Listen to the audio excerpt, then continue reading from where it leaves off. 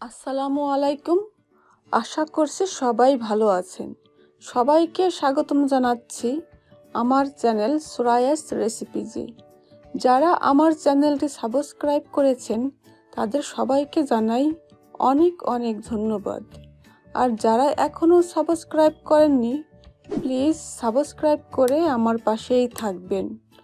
আমার ভিডিওটি like, comment এবং শেয়ারের অনুরোধ জানিয়ে চলে যাব আজকের রেসিপিতে।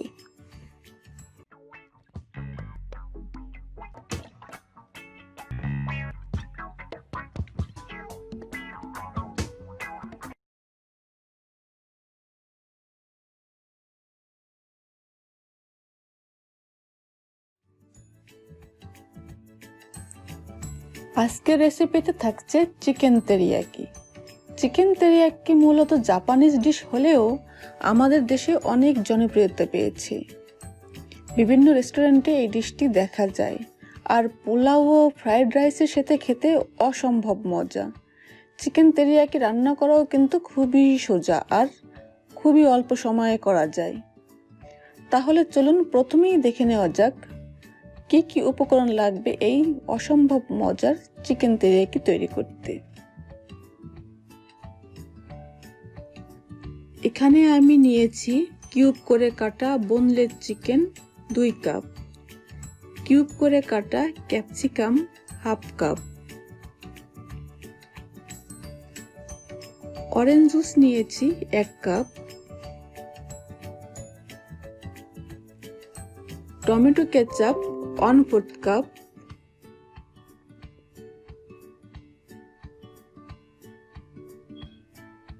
রসুন কুচি 2 টেবিল চামচ, spring onion 1/4 cup, chilli flakes নিয়েছি 1 টেবিল চামচ, মধু নিয়েছি 1/4 কাপ, ওয়েস্টার সস 1 চা চামচ,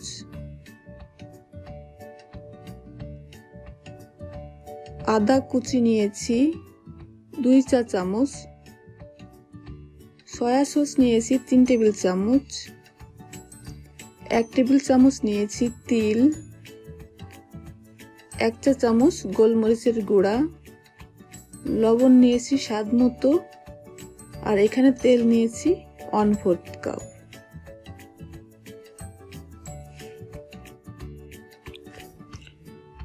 প্রথমে আমি চিকেন কিউব একটি বলে নিয়েছি, দিয়ে দিচ্ছি অরেঞ্জ জুস,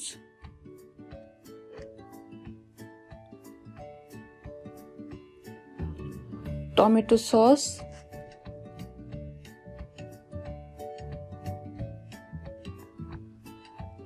দিয়ে দিচ্ছি মধু, গোলমরিচ, chilli flakes,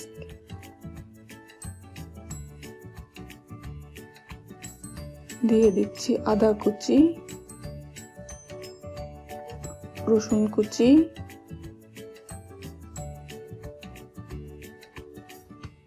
oyster sauce, soya sauce. এখন সব কিছু ভালো করে মিশিয়ে নিচ্ছি। আপনারা চাইলে চিকেনটা অল্প একটু সয়া সস, আদা রসুন বাটা দিয়ে আলাদাভাবে ম্যারিনেট করে তেরিয়াকি সস আলাদাও করে নিতে পারেন। আমি চিকেন ম্যারিনেশন এবং সস একই সাথে করে নিয়েছি। এখন ভালোভাবে সবকিছু মেশানোর পরে আমি এই চিকেনটাকে ম্যারিনেট করে রেখে দেব আধা ঘন্টার জন্য।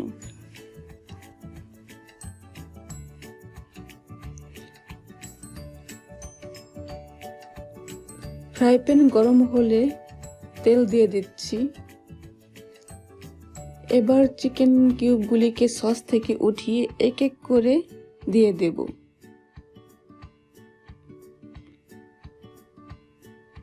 সব চিকেন কিউব দেওয়া হয়ে গেলে এপাশ ওপাশ করে ভেজে নেব ব্রাউন হওয়া পর্যন্ত।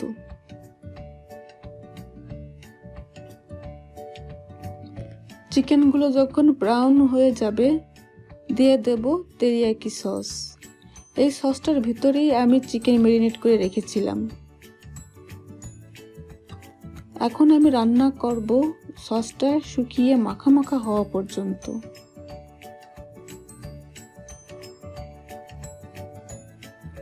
যখন এভাবে পানি টেনে যাবে দিয়ে দেব আমি ক্যাপসিকাম। ক্যাপসিকাম আপনারা চাইলে বাদও দিতে পারেন, এটা পুরোপুরি অপশনাল। আমার ক্যাপসিকামের ফ্লেভারটা ভালো লাগে তাই দিয়ে দিচ্ছি।